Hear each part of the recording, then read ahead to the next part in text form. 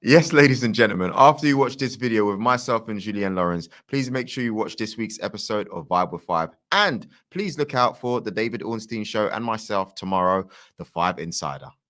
I don't separate them two. I talk about them two as one. When you talk about greatness and you talk about in tennis, Roger Federer and Nadal, they're the best. It's an era.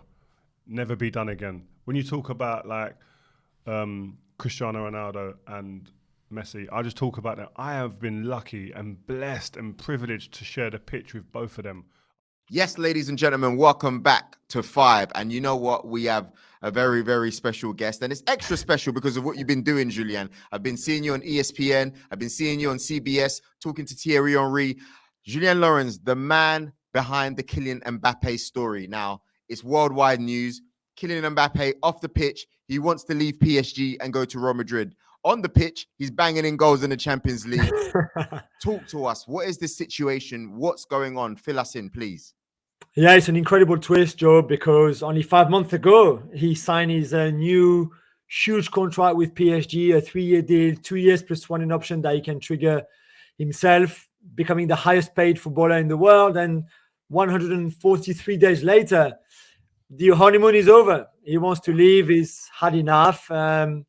What I'm being told is that when he signed that new deal, the club made a lot of promises to him that things would change, that things would be different, that, for example, which is at the heart of the problem, his positioning would be different, that he would not be playing on his own up front, that there would be a striker and that Mbappe would play off that striker with Messi next to him probably, that Neymar, for example, would not be at the club, that they would build a super team around Mbappe with more defenders, for example, another centre-back. He was promised that the football that would be played by the team would be spectacular and attacking football and flair football. And right now he's saying, do you know what? You made all those promises.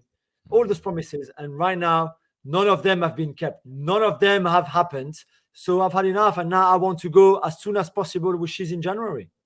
But it's so interesting to me and everyone else watching. Is it going to be possible to leave? Because I remember Florentino Perez signing autographs and one of the fans says, don't sign Kylian Mbappe. And he said, oh, he's probably regretting it, already. And that was a few weeks ago. And, it made it on the news worldwide. Would they still be interested in signing Kylian in January? Where's he going? So Real Madrid were ready to give anything to sign him 5 months ago. So no one can tell me that 5 months later, if they can still have him, they would say no to him. This is not true. The door is still open at Real Madrid. Yes, they were upset when he chose PSG ahead of Real Madrid. Of course they were. It's never nice for any club to miss out on the main target that they have on the transfer window. Whether you're Mbappe, Real Madrid, PSG, or anyone else, any club, nothing. But the door is still open. And if they wanted him 5 months ago, they still want him. Are they ready to pay whatever PSG want, 200 million, 160 million, 180 million plus his wages? That's another story. They might have the money, they might not have the money. And really, who has the money right now?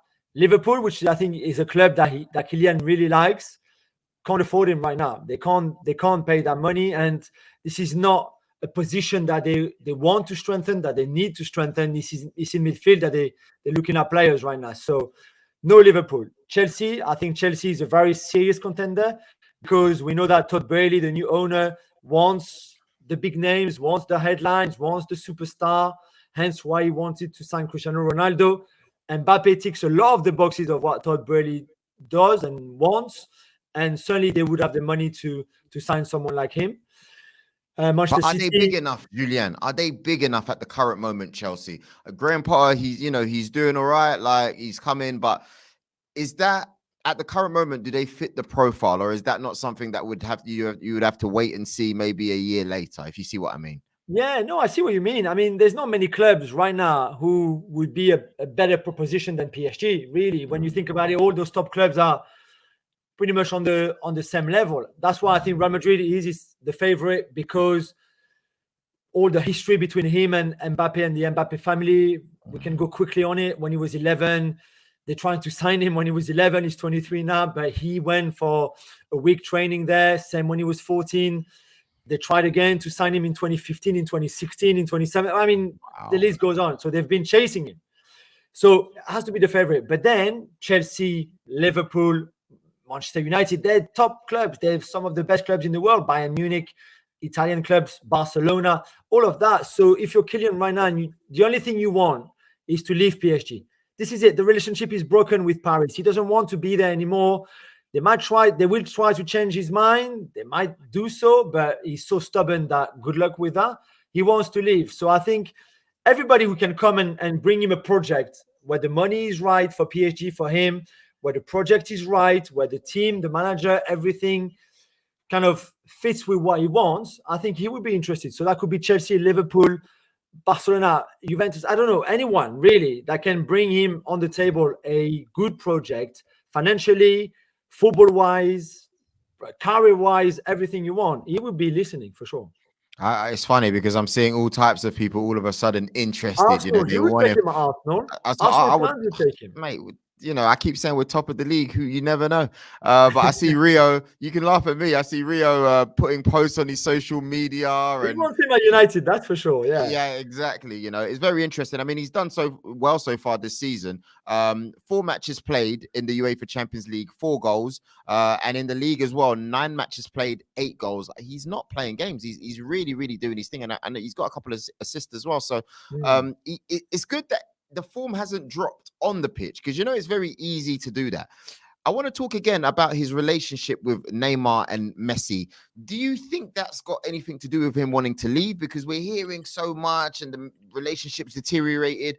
I'm not sure what's going on. And he's probably the only player in the world who maybe doesn't want to play with Neymar and Messi. Yeah, it's a good question. And it's also at the heart of this whole story. Messi, there's no problem really. They get on well. I mean, Messi is not much of a talker anyway, so no problem. The thing with Neymar, the relationship is difficult. You're right. And Kylian said it himself when we asked him the question back in September. He said sometimes it's hot between us, sometimes it's cold. Right now, it's cold. And the problem, and we go back to the positioning that we were mentioning at the beginning of the video, in the sense that Mbappe feels that right now he should be playing when Neymar plays. That him and Messi should be playing off a striker. PSG tried to sign Lewandowski. He only wanted to go to Barcelona. They tried to sign Scamacca, who's now at West Ham. Could not really find an agreement with Sassuolo. They tried Marcus Rashford, of course, who in the end wanted to stay at United, and United were not selling either. So in the end, no new striker came apart from young Ekitike, which doesn't really count. So Mbappe is the only one who can play as this sort of centre-forward front man, if you want, which is the pivot role. That's how he calls it, which he doesn't want to. He doesn't like it. And I think he looks at Neymar having the time of his life, doing nutmegs and scoring free kicks and scoring great goals, and thinking like, hey, bro, this should be me here, not you. And that's part of the problem. And I don't know if that relationship can get much better between Neymar and Mbappe, because I said it's cold and it's hot at times. They pass the ball to each other. They talk a bit, but it's not the big love that it used to be when they both arrived at the club in the summer 2017. So it is difficult. But you're right, the stats, just to finish on the stats, he has scored more goals at the stage of this season than he did at the same stage last season. And that's why I think a lot of people don't have much sympathy for him. Yesterday, when we were talking with Thierry and Jamie Carragher, they were saying basically you should do what the manager tells you. Okay, sometimes it's not where you want to play, but every player has played out of position in every level, even Sunday league football, if you want, or pub football. Sometimes you ask to play in a position that you don't like, but you have to do it because that's what the coach says. And so you can understand why some people are like saying, hang on a minute, you're playing with Neymar and Messi. It's hardly like Bolton and the Sam Allardyce where they hoof the ball up front and you have to deal with it.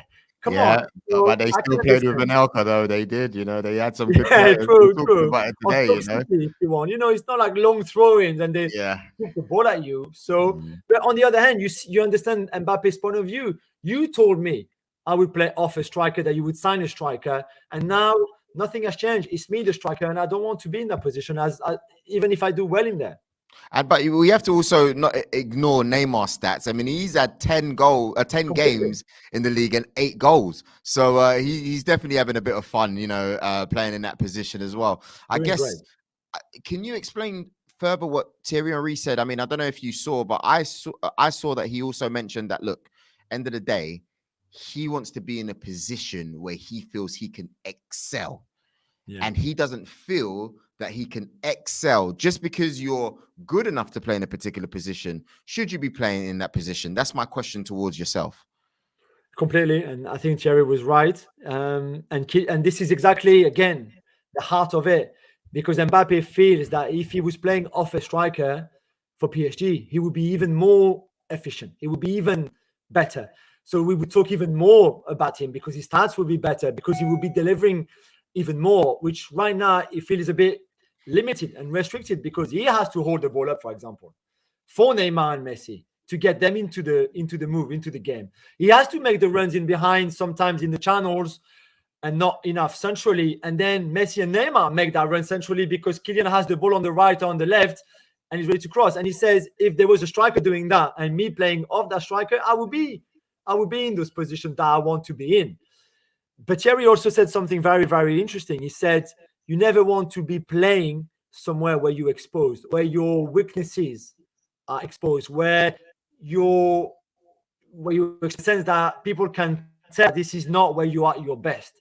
And maybe that's part of the problem. Kylian doesn't want to play there because he knows that there's still some weaknesses in his game, holding up the ball, for example, which is not natural to him. This is not what he does. And when you have two strong center backs like Rio and Vidic behind you, imagine if you're Kylian, you don't fancy that fight for 90 minutes, having the ball at you and you have to hold it up and Rio and Vidic are behind you. So, but again, we go back to the point. Should not you be doing what the manager tells you to do? And again, in this PSG team, only Mbappe can play there. You can play Ekitike there, but he's 19. This is all new to him. He's not ready yet. He's raw. He's talented, but raw. So only Kylian can play there. And again, a lot of players have been playing off position. Thierry was saying when he went to Barcelona and he had to play on the left-hand side because Eto'o was the center forward, Thierry didn't want to do it, but he did it.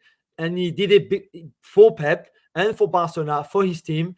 He won, so that was great. He won the Champions League, etc. But when he would play for France toward the end of his career, when he had all those caps and all those goals, and he was the big star, and yet he had to play wide to accommodate the team and someone else. And he said, no one said to me, oh, thank you, well done for your gesture. No. And he said to Carragher, when you played right back, did you like it? And Carragher said, no, I hated it. But you still played there because it was for the good of the team. And that's why they were highlighting for Kylian right now is that you asked to play there for the good of the team. So you should play there and maybe put your resentment on the side. Kylian doesn't work like that. Kylian you said you would do this. This is what I expect. Which, again, you might not be able to argue with him. I mean, to be honest with you, I do see him scoring goals. He's got an important game against Marseille coming up on Sunday. Not too many big teams besides that. He's got Troyes in the league afterwards, the week after. I mean, you got Maccabi Haifa, who could be going through in the Champions League, actually, this year. You never know. But he's got a chance to get the goals in and get some assists. So I don't think we'll see any problems on the pitch, if I'm honest. But my last question to you, Julien, is, what next? You know, there's the World Cup in like a month's time, and you know what happens next. Are we still going to be hearing rumors in the papers? Where do they go from here? It's really interesting again because yesterday Christophe Galtier, the manager, avoided the question completely. Luis Campos, the sporting director, came to talk to us and said, and that's the line of the defense, that Kylian didn't tell us anything. Kylian didn't tell us that he wanted to leave. This is not what we're saying here. We're not reporting that he told the club.